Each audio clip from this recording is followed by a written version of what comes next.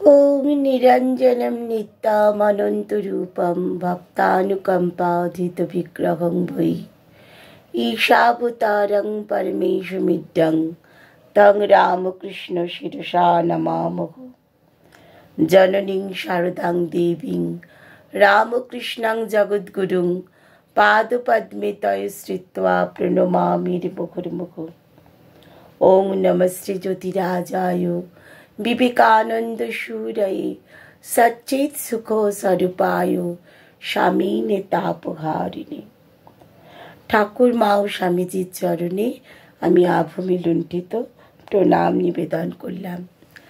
আমরা শ্রীমদ দর্শন স্বামী নিত্যাত্মানন্দের লেখা এই বই থেকে আমরা জানতে পারছি শ্রীম কিভাবে সমস্ত ব্রহ্মচারীদের, ছাত্রদের এবং মাস্টারমশাইদের কিভাবে শিক্ষা দিয়েছেন, ঠাকুরের শিক্ষা কিভাবে শ্রীমর মাধ্যমে তারা পেয়েছেন, সেই কথাই আমরা এই প্রত্যেক দিনের অনুধ্যানে জানতে পারছি।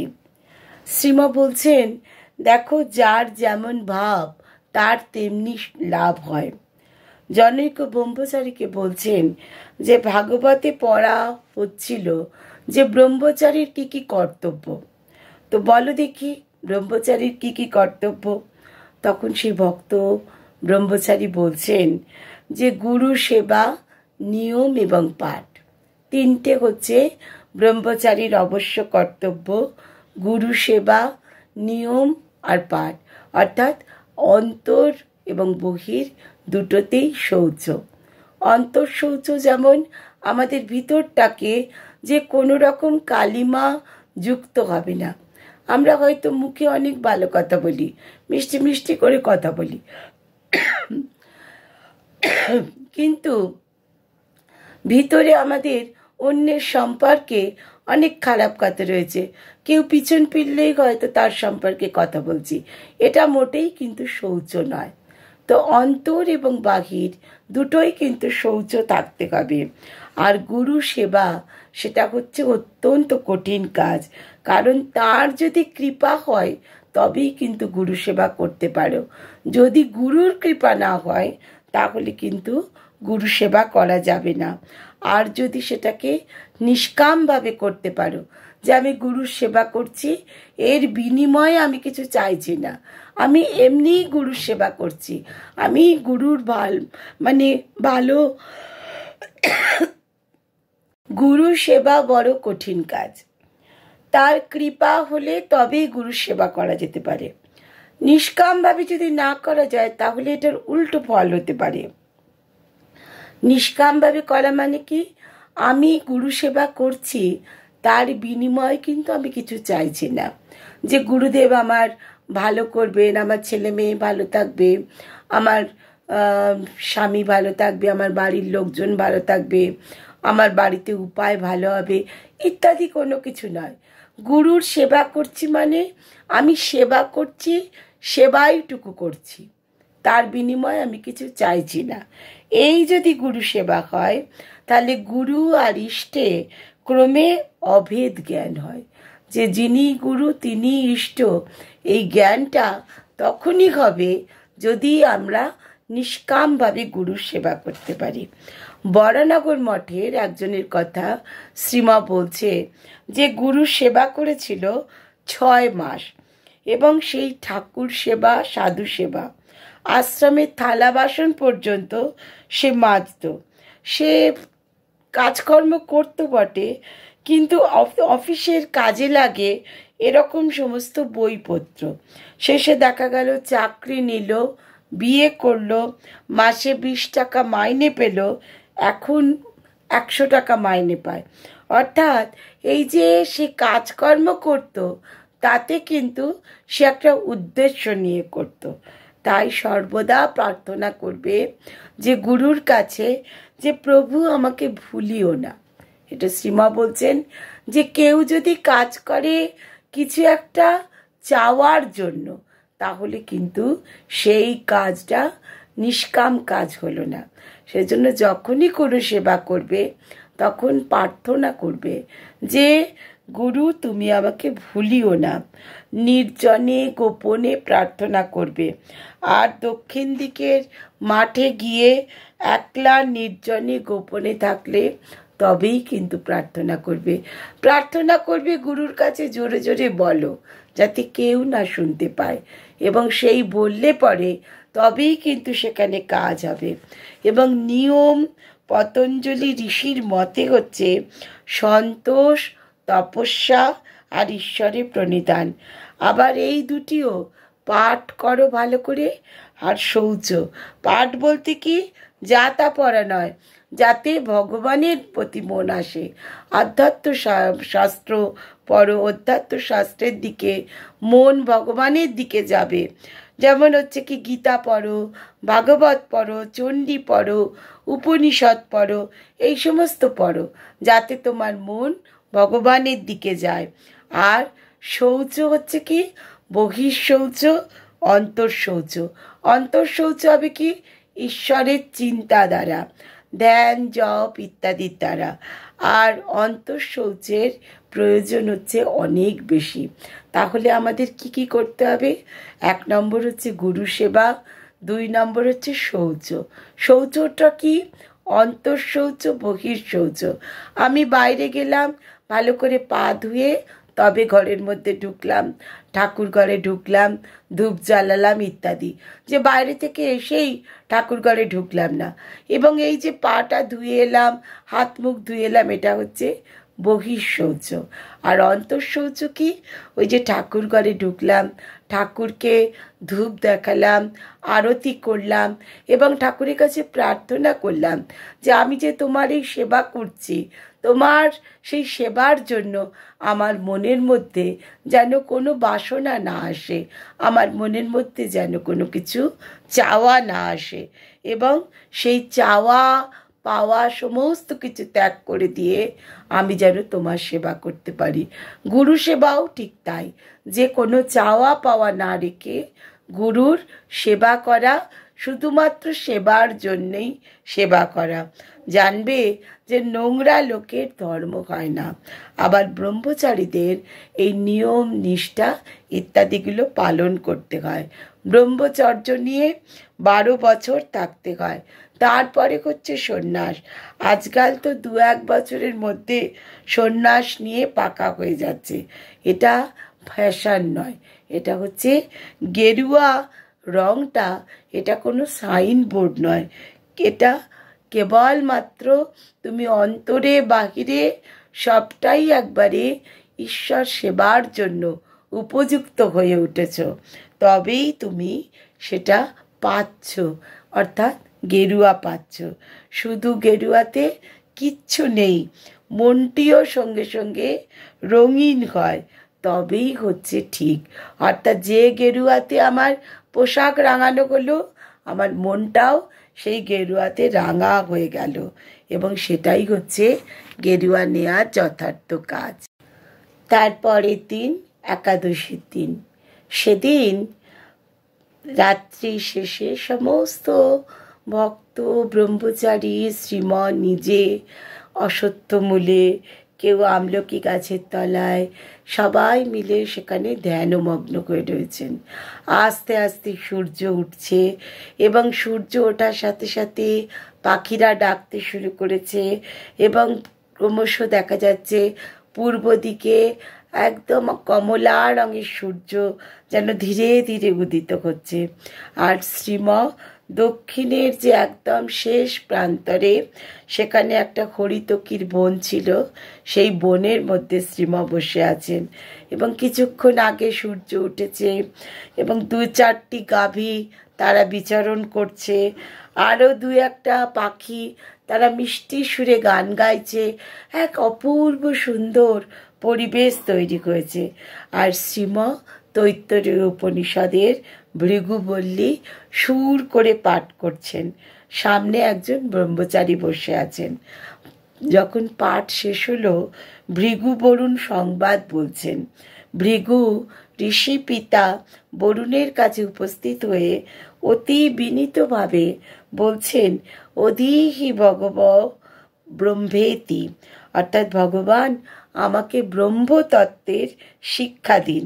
পুত্রকে যখন ব্যাকুল দেখলেন তখন পিতা বললেন, যতো বা ইমানি ভূতানি জায়ন্তে যেন ইয়াতানি জীবন্তি, যে জগতের সমস্ত প্রাণীগণ থেকে যা উৎপন্ন হয়েছে, যা দ্বারা বেঁচে রয়েছে, আর অন্তে যাকে আশ্রয় করে রয়েছে তাকেই জানবে ব্রহ্ম।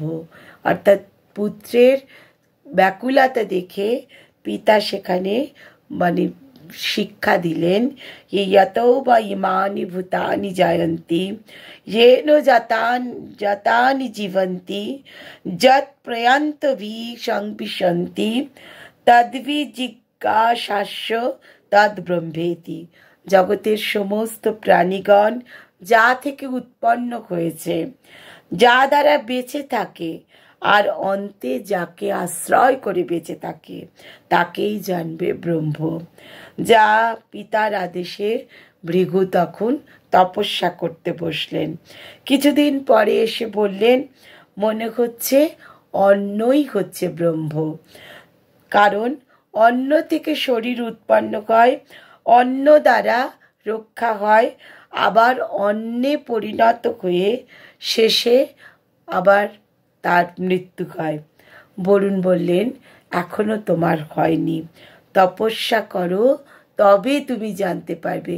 অর্থাৎ প্রথম যে অন্নটাকেই জানলেন যে সব, বরুণ বললেন যে না, অন্নই সব নয়, তুমি আরও তপস্যা করো, তবে জানতে পারবে। আর দেখো, তপস্যাই হচ্ছে ব্রহ্ম। এইভাবে আবার 3 বার এরকমভাবে পিতার কাছে আসছেন। কখনো বলছেন প্রাণ ব্রহ্ম, কখনো বলছেন মন ব্রহ্ম, কখনো বলছেন বুদ্ধি ব্রহ্ম। পিতার ওই এক কথা, আরও তপস্যা করো, তবে তুমি জানতে পারবে।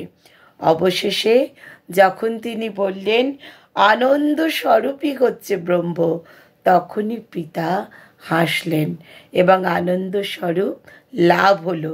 তখন কি আনন্দ! সর্বভূতে সর্ববস্তুতে ব্রহ্ম দর্শন করে আনন্দে উচ্চৈস্বরে ব্রহ্ম গুণগান করতে লাগলেন। শ্রীমতাকে বললেন যে দেখো, তাকে দর্শন করলে মনের সংশয় চলে যায়। ছিদ্যন্তে সর্বসংশয়া, নচেত হচ্ছে কি বড় শক্ত, কিছুতেই যায় না। তাই একবার ব্রহ্ম বলে ধরছেন, কিন্তু তারপরেই ছেড়ে দিচ্ছেন, মন প্রসন্ন হচ্ছে না। ঠাকুর বলেছিলেন বাক্সটা ঠিক মুখে মুখে পড়ছে না, যেই মুখে মুখে বাক্সটা পড়বে তখনই কিন্তু টক করে বাক্সটা ঠিক লেগে যাবে। শ্রীম ব্রহ্মচারীকে বলছেন যে দেখো, তাকে দর্শন করলে মনের সব সংশয় চলে যায়। ছিদ্যন্তে সর্বসংশয়া, নচেত বড় শক্ত। প্রথমে বললেন কি অন্ন, তারপরে বললেন প্রাণ, তারপরে বললেন মন, তারপরে বললেন বুদ্ধি। একবার এক একটিকে ব্রহ্ম বলছেন। পিতা বলছেন না, হলো না, এগিয়ে যাও, তপস্যা করো। শেষে যখন হলো তখন আর পিতার কাছে এসে জিজ্ঞেস করতে হলো না এটাই কি ব্রহ্ম, তখন তিনি নিজে নিজেই বুঝতে পেরে গেলেন। যেমন ঠাকুর কি বলতেন যে 7 দেউড়ির পরে যখন রাজাকে যখন দেখলে তখন কে রাজা এইটা আর প্রশ্ন নেই। যখন বুঝলেন তখন আর বাপের নিকট আসলেন না, তখন ভৃগু নিজেই বুঝতে পারলেন কোনটি ব্রহ্ম। এই জিজ্ঞাসা করতে বরুণের কাছে আর আসতে হলো না। ভৃগু বুঝতে পারলেন যে কোনটি ব্রহ্ম। এবং নুনের পুতুল সমুদ্র মাপতে গিয়েছিল, এটা ঠাকুরের কথা। যখন সে নুনের পুতুল সমুদ্র মাপতে গেল, গিয়ে নুন মানে সমুদ্র মাপতে গিয়ে নিজেই সেখানে ডুবে গেল, সে আর খবর দিলে না। সমস্ত সংশয় দূর হয় যখন তাকে দেখা যায়। সব দুঃখ দূর করিলে দর্শন দিয়ে, তপস্যা না করলে এই সমস্ত তত্ত্ব বুঝতে পারা যায় না। তপস্যা করলে কি হয়, মনের সমস্ত সংশয় দূর হয়ে যায়, সমস্ত সংশয় নাশ হয়, একাগ্রতা হয়, আমাদের মনের মধ্যে সম দম তিতিক্ষা এইসব গুণগুলো আসে। আর ইন্দ্রিয় সংযম, মনের একাগ্রতা এগুলো হলে তখনই কিন্তু চিত্ত শুদ্ধ হবে। চিত্ত শুদ্ধ যদি না হয় তাহলে কিন্তু কোনোভাবেই হবার জো নেই। ঘোলা জলে কোনো কিছু ছায়া পড়বে না। জল যখন পরিষ্কার তখনই কিন্তু কিছু ছায়া পড়বে। সেই ছায়া পড়ার জন্য কি করতে হবে? তপস্যা করতে হবে। ব্রহ্মা বিষ্ণু শিব সকলকেই কিন্তু তপস্যা করতে হয়, তপস্যা চাই। তখন একজন মানে ব্রহ্মচারী তিনি বলছেন, সেদিন যে আপনি সত্যকামের কথা বলছিলেন ছান্দোগ্য উপনিষদ থেকে, শ্রীমা মনে করতে পারছেন না, বলছেন কি কথা বলো তো। তখন সেই ব্রহ্মচারী বলছেন যে গুরু আরণি ঋষি উপদেশ দিয়ে বললেন, এই 400 গরু নিয়ে যাও, চড়াও, যখন 1000 হবে তখন একবার এসো। কোথায় থাকবে, কি খাবে, কি করবে, অন্য কিচ্ছু বলে দিলেন না। শ্রীমা বললেন, হ্যাঁ, আগের দিনে এইরকমই হতো যে গুরুগৃহে পড়তে যেত এবং সেখানে বেশি বললে বুঝতে পারবে না বলে গুরু বেশি কিছু বলতেন না। যা কিছু তুমি নিজে শেখো, তুমি নিজে কাজ করতে করতে শেখো। তোমার আধার ক্ষুদ্র, তোমাকে যদি বেশি বলে দেওয়া হয় তোমাকে সেটা ঢুকবে না, এবং ক্ষুদ্র আধার, এবং সেই আধার পরিষ্কারও নয়। তার ফলে কি, সেখানে কিছুই বোঝা যাবে না। আমরা যখন এখন পড়াই, অনেক কিছু পড়িয়ে দিচ্ছি সিলেবাসে আছে বলে, কিন্তু দেখা যায় ছোট ছেলে মেয়েরা সব কথা বুঝতে পারছে না। কারণ কি, তাদের বোঝার মতন ভিতরটা তৈরি হয়নি। ঠিক সেই একই কথা যে এই কনস্ট্রাকটিভ পাথ, স্বাভাবিক গঠনমূলক পন্থা, এইটা এখনকার দিনে নেই, তখনকার দিনে ছিল, এবং ছিল বলেই নিজের ভিতর থেকে আপনি ডেভেলপমেন্ট বা বিকাশ হতো, এবং তার ফলে নিজেরাই কিন্তু তপস্যা করতে করতে বুঝতে পারতেন। এবং এই তপস্যা যদি না করে তাহলে কি চাইছে সে, কোনটা তার চাই, কোনটা গুরু মানে পথ দেখানোর জন্য বলে দিলেন সেটাই ক্লিয়ার হয় না। সেজন্য প্রশ্ন কি সেটাই ঠিক হয় না। তপস্যা করতে করতে একটা চিন্তা, একটা ভাবনা হয়, নিরবিচ্ছিন্ন তৈলধারার মতন। ঠাকুর বলতেন একটা কিছু করো, তাহলে তিনি কারুর মুখ দিয়ে বলিয়ে দেবেন এই এই।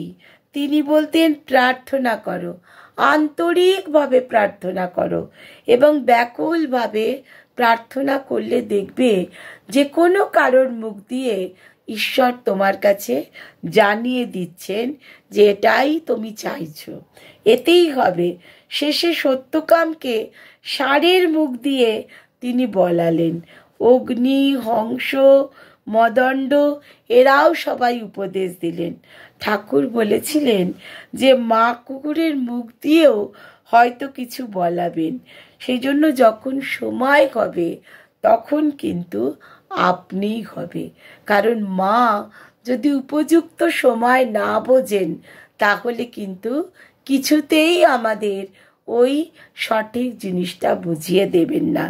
এবং সেই সঠিক জিনিসটা বোঝার জন্য কি করতে হবে?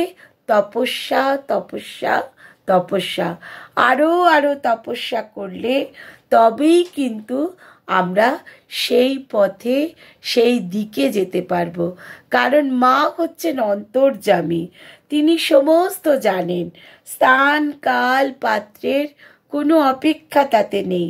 তিনি দেখবেন কি, যে ব্যাকুল কিনা, জানতে চাইছেন কিনা, আকুল হয়ে ডাকছে কিনা। যদি দেখেন যে অনেক কষ্ট করছে তবেই কিন্তু তিনি সেই কষ্টটার উপশম করবে। এবং প্রথমে যদি একটু কষ্ট করে নেওয়া যায় তাহলে শেষে কত আনন্দ। এই যে ভৃগু কত তপস্যা করলে প্রথমে অন্ন, তারপরে মন প্রাণ ইত্যাদি বলে শেষে যখন ব্রহ্মকে জানতে পারলে তখন হাউ হাউ করে কাঁদতে লাগলেন এবং ব্রহ্ম দর্শন হলো। এবং এইভাবেই কিন্তু আমাদের সকলকেই জানতে হবে, ঈশ্বরের কাছে তপস্যা করে তাকে জানার জন্য আরো আরো এগিয়ে যেতে হবে। তখন ব্রহ্মচারী শ্রীমাকে জিজ্ঞাসা করছেন, আগে তপ ব্রহ্ম এই কথাটার অর্থটা কি? তপ ব্রহ্ম এই কথার অর্থ কি? প্রথমে বললেন যা থেকে সব জন্মে, যার দ্বারা সব জীবিত থাকে, আবার মৃত্যুর পরেও যাতে যায়। বরুণ ভৃগুকে বলেছিলেন যা থেকে সব জন্মে, যার দ্বারা জীবিত থাকে, আবার মৃত্যুর পরেও যাতে যায়, তাই হচ্ছে ব্রহ্ম। পরে বললেন তপ ব্রহ্ম, এর অভিপ্রায়টা কি? শ্রীমা বলছেন ব্রহ্মচারীকে, জন সাধন তন সিদ্ধি। সাধকের অবস্থার উপায় আর উদ্দেশ্য এক হয়ে যাবে। 16 আনা মন দিয়ে তবে তাকে ডাকতে হবে। 16 আনা মন দিয়ে উপায়কে না ধরলে উদ্দেশ্য কোনোভাবেই সিদ্ধ হবে না। লক্ষ্যভেদের সময় অর্জুনের স্বর আর পাখির চক্ষু যখন এক বিন্দুতে মিলে গিয়েছিল তখনই কিন্তু বিদ্ধ হলো। মন দিয়ে যোগ করতে হবে। মনের দূরত্ব তখন একেবারেই চলে যাবে। তখন বৃত্তি কি হবে? ব্রহ্মাকারা বৃত্তি হবে। গোপীদের যেমন কৃষ্ণ কৃষ্ণ ভাবতে ভাবতে তারা যে নিজেরা স্ত্রীলোক সেই জ্ঞানই লোপ পেয়ে গেছিল, নিজেরাই নিজেদের কৃষ্ণ বলে মনে করতে লাগলো। তপস্যা না করলে ব্রহ্মকে বুঝতে পারা যাবে না। প্রথম সোপান, প্রথম ধাপ তপস্যা। তপস্যাতে কি হবে? মন কনসেন্ট্রেটেড হবে, একাগ্র হয়ে যাবে। সেই মনই কিন্তু বস্তু লাভ করিয়ে দেবে। তাই বলছেন তপ ব্রহ্ম। তপস্যা না করলে এই একাগ্রতা কিছুতেই আসবে না। শাখা চন্দ্রবৎ, অর্থাৎ যেমন একজনকে দ্বিতীয়ার চাঁদ দেখাবে, প্রথম বৃক্ষের শাখাতে দৃষ্টি স্থাপন করার পরে সেখান থেকে চন্দ্রে, তেমনি প্রথমে তপস্যায় মনোনিবেশ। তারপর তপস্যা দ্বারা চিত্ত যখন শুদ্ধ হয়ে যাবে তখন স্বয়ং প্রকাশ হবেন তিনি তার মধ্যে এবং তিনি আপনি দেখা দেবেন। তাই উপায়কে উদ্দেশ্য রূপে এখানে বলা হচ্ছে তপ ব্রহ্ম। আর একটা মহাবাক্য এখানে রয়েছে, আনন্দের দেব কল্যাণী ভূতানি জয়ন্তে, অর্থাৎ আনন্দেন জাতানি জীবন্তি। জীবগণ আনন্দ থেকে জন্মগ্রহণ করেন, আনন্দ স্বরূপ ব্রহ্ম থেকে উৎপন্ন হয়, তার ইচ্ছাতেই জীবন ধারণ করেন। যেমন বরুণ ভৃগুকে বলেছিলেন তার থেকেই জন্ম, তার থেকেই উৎপন্ন, তার মধ্যেই অবস্থান করে, অন্তে তার মধ্যেই যায়। অর্থাৎ আনন্দ, আনন্দ থেকেই জন্মগ্রহণ করছে, আনন্দ স্বরূপ ব্রহ্ম থেকে উৎপন্ন হচ্ছে, তার ইচ্ছাতেই জীবন ধারণ করছে, আবার অন্তে শেষে আনন্দের মধ্যেই গমন করছে। ঈশ্বরই জগতের সৃষ্টি স্থিতি বিনাশ করেন। এই মন্ত্রটিকে জার্মান ফিলোসফার সাপেনহায়ার জীবনের আদর্শ করেছিলেন। মৃত্যু ভয়ে তিনি ভীত হননি। উপনিষদের এই মহাবাক্য ছিল বলে তিনি বলেছিলেন আনন্দে যেতে পারছি। It has been the solace in my life, it is the solace in death. জীবনে মরণে ইহাই আমার একমাত্র সান্ত্বনা। জীবন ও মরণের সীমানা ছাড়ায়ে বন্ধু হে আমার রয়েছ দাঁড়ায়ে। কবিগুরু বলে গেছেন। বিকেল 4টে, সেই জম্বুতলে বসেছে সবাই। বিনয়, মুকুন্দ, ছোট অমূল্য, জগবন্ধু, গদাধর সবাই বসে আছে। শ্রীমা আসলেন, ভাগবত পাঠ শুরু হলো। জড়ভরত সৌবীর রাজ রঘুগণকে তত্ত্বজ্ঞান শিক্ষা দিচ্ছেন। শ্রীমা বলছেন, দেখো আজ আবার শিবিকা বহন করতে লেগে গেলেন। নিজের কোনো ইচ্ছে নেই, দেহ অভিমানও নেই। রাজা উপহাস করছেন, তাতেও ভ্রুক্ষেপ নেই। সাধুর হৃদয়, রাজার কিসে কল্যাণ হয়, উল্টে তাই ভাবছেন। এটাই তো সাধুর হৃদয়। যীশুখ্রিস্ট প্রার্থনা করেছিলেন, এত কিছুর পরেও, father forgive them, for they know not what they do. পিতা, এদের ক্ষমা করো, কি মহা অন্যায় এরা করছে, বুঝতে পারছে না। যারা তার মৃত্যুর জন্য দায়ী, তাদের জন্য তিনি এই প্রার্থনা করছেন। অর্থাৎ যারা তাকে ক্রুশবিদ্ধ করল, তাদের জন্যই বলছেন, forgive them, for they know not what they do. কি করছে তারা, সেটা তারা জানে না, কি মহা অন্যায় তারা করছে। এই না হলে ঈশ্বরের সন্তান? এই একই জিনিস ঠাকুরের মধ্যেও আমরা দেখতে পাই। ঠাকুরও অপরাধীর কল্যাণ কামনা করেছিলেন। মথুরবাবুর যে কুলপুরোহিত, সে ছিল কালীঘাটের লোক। একবার জানবাজারের বাড়িতে ঠাকুর ভাবাবস্থায় মাটিতে পড়েছিলেন। ওই লোকটি তখন ঠাকুরকে পদাঘাত করেছিল, করে বলেছিল যে, বল তুই কি গুণ করেছিস মথুরকে। ঠাকুর তখন একথা মথুরবাবুর কাছে কখনো প্রকাশ করেননি। যদি প্রকাশ করতেন যে ঠাকুরকে ওই কুলপুরোহিত লাথি মেরেছেন, তাহলে কুলপুরোহিতের রক্ষা ছিল না। কিন্তু ঠাকুর সেটাকে একেবারে ক্ষমা করে দিয়েছিলেন। নন্দন বাগানে গেছেন ব্রাহ্ম সমাজের বাৎসরিক উৎসবে। কর্তা মারা গেছেন, ছেলেরা করছে। এরা ঠাকুরকে তেমন আদর যত্নও করেনি। ঠাকুরের কোনো ভ্রুক্ষেপ নেই। সকলে খেতে যাচ্ছে, ঠাকুরকে ডাকেও নি। ভক্তরা কেউ কেউ বিরক্ত হয়ে চলে আসতে চাইছে। ঠাকুর কিন্তু ছল করে বললেন, এত রাতে গেলে খাবো কোথায়, আবার ভাড়া দেবে কে? শেষে এক স্থানে গিয়ে নিজে বসলেন। জায়গাটা অপরিষ্কার ছিল, জুতো রাখার জায়গা। নুন টাকনা দিয়ে 2-1টা লুচি খেয়েছিলেন। কেন করলেন? কারণ তারা ছেলে মানুষ। তারা জানে না ঠাকুর শ্রীরামকৃষ্ণ যদি না খেয়ে চলে যান, তাহলে কত বড় সর্বনাশ তাদের হবে। সেই জন্য ঠাকুর সেটা জানতেন। তাই তিনি সেই অল্প একটুখানি 1-2 লুচি নুন দিয়ে খেয়ে এসেছিলেন, যাতে তাদের কোনো অকল্যাণ না হয়। কারণ তিনি তাদের জানেন, তাই কৃপা করে খেয়ে এলেন। জড়ভরতের উপদেশে রাজার তখন চৈতন্য এলো। রাজা তখন বুঝতে পারলেন যে আমি রাজা, রাজ্য পালন করা আমার ধর্ম। আমার এই যে সমস্ত কাজ, আমি হাসছি একে দেখে, এটা আমার অজ্ঞান থেকে হচ্ছে। দেহেতে আমি আত্মবুদ্ধি করেছি। মন আমার বিভিন্ন বাসনাতে অশুদ্ধ হয়ে গেছে।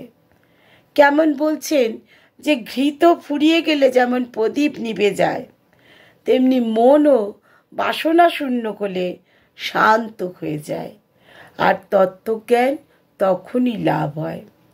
জড়ভরত বলছেন রাজাকে, মহারাজ শ্রীহরির চরণ ধ্যান করুন, তাহলেই দেখবেন আপনার মন শুদ্ধ হয়ে গেছে আর সাধু সঙ্গ করুন। সাধু সঙ্গ, সাধু সেবা, এই যদি দুটো করতে পারেন তবেই আপনার জ্ঞান লাভ হবে। সাধু সঙ্গ, সাধু সেবা ছাড়া জ্ঞান লাভ আপনার হবে না। আর তার লীলা কীর্তন এবং শ্রবণ করতে হবে, তবেই আপনি ঈশ্বরকে বুঝতে পারবেন। আমি ঈশ্বরের, এইটাই যদি আপনার মনের মধ্যে ভাব আসে, তাহলেই কিন্তু সব হয়ে গেল। আমি অমুকের পিতা, অমুকের ভ্রাতা, অমুক রাজা, এই সমস্ত হচ্ছে কি অজ্ঞান থেকে হয়। কিন্তু আমি ঈশ্বরের সন্তান, এই ভাব হচ্ছে কি জ্ঞান থেকে আসে। আমি ঈশ্বরের দাস, আমি ঈশ্বরের সন্তান, ঈশ্বর আমার পিতা, এই সব হচ্ছে কি সৎসঙ্গ করতে করতে তবে আসবে এবং জ্ঞান থেকে সেটা আসবে। দেহটাকে যদি আত্মবুদ্ধি করেন তবে সমস্ত কিছু হচ্ছে মুশকিল। রাজা তখন বলছেন যে এই মুহূর্তকাল সৎসঙ্গ দ্বারা আমার সমস্ত অজ্ঞান নষ্ট হলো। সৎসঙ্গ এমনই। তাই শঙ্করাচার্য বলছেন, ক্ষণমিহ সজ্জন সঙ্গতি রেখা ভবতি ভবার নবতারণে নৌকা। ক্ষণকালের সৎসঙ্গও যদি করা যায় তাহলেও সংসার বাসনা নাশ হয়ে যায়। এইবার পাঠ চলতে লাগলো। সংসার অরণ্যের কথা বর্ণনার কথা এলো। শ্রীমা বলছেন কি কি উপসর্গ বললেন সংসারের, আবার পড়ো তো।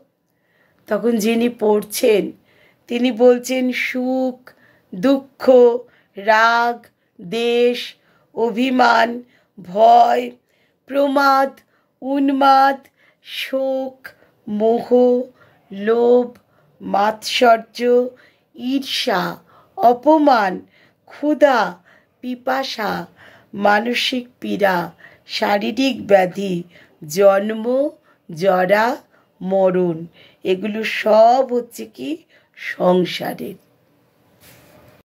শ্রীমা তখন তার সমস্ত ভক্তদের বুঝিয়ে দিলেন যে দেখো, তোমাদের মধ্যে যদি সুখের জন্য স্পৃহা আসে, দুঃখের জন্য যদি তোমরা কান্নাকাটি করো, তোমার ভিতরে কারোর ওপরে যদি রাগ আসে, কারোর ওপরে যদি হিংসা আসে, কারোর জন্য যদি ভয় হয়, অভিমান হয় আমি একটা বড় কিছু হয়ে গেছি, আবার যদি ভয় পেয়ে যাও খুব বেশি, যদি পাগলের মতন উন্মাদ হয়ে যাও, কারোর জন্য যদি শোক করো, কারোর প্রতি মোহ থাকে, কোনো কিছু পাওয়ার জন্য যদি লোভ থাকে, কারোর প্রতি যদি হিংসা হয়, কোনো কিছু কেউ বললে যদি অপমান হয়, তোমাদের যদি ক্ষুধাবোধ খুব বেশি থাকে, পিপাসাবোধ খুব বেশি থাকে, মানসিক পীড়া মনের কষ্ট যদি বেশি থাকে, শারীরিক ব্যাধি হয়েছে ঠিক আছে, তার জন্য যদি খুব কান্নাকাটি করো,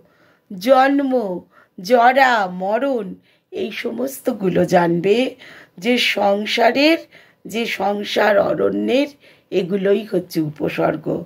এবং এই সমস্তগুলোকে দূর করা যায় কিভাবে? তার যদি স্মরণ নেওয়া যায়, অর্থাৎ এই যে ত্রিতাপ জ্বালা, সেই ত্রিতাপ জ্বালা দূর হয় যদি আমরা ঈশ্বরের স্মরণ নিতে পারি। তাহলে আমাদের আজকের অনুধ্যান থেকে আমরা এটাই জানলাম যে শরণাগতি হচ্ছে আমাদের একমাত্র কর্তব্য, ঈশ্বরের শরণাগতি। আমি ঈশ্বরের সন্তান, ঈশ্বর আমার পিতা, আমার নিজস্ব কোনো পরিচয় নেই, আমি কারোর ভ্রাতা, কারোর বন্ধু, কারোর পিতা, কারোর সখা, এই সমস্ত নয়, আমি শুধু ঈশ্বরের, ঈশ্বর আমার, আমি ঈশ্বরের। এই ভাব যদি আমাদের আসে তবেই কিন্তু ত্রিতাপ জ্বালা, যে সংসারের যে উপসর্গ, সেগুলো আমাদের মধ্যে থেকে দূর হবে। তাহলে আমরা আবার শ্রীময় চরণে প্রণাম জানাই, ঠাকুর মা ও স্বামীজির চরণে প্রণাম জানিয়ে আজকের অনুধ্যান শেষ করলাম। জয় মা, জয় মা, জয় মা। প্রাণারাম প্রাণারাম প্রাণারাম প্রাণারাম প্রাণারাম প্রাণারাম কি যেন লুকানো নামে তাই মিষ্ট এত তব নাম প্রাণারাম প্রাণারাম প্রাণারাম প্রাণারাম প্রাণারাম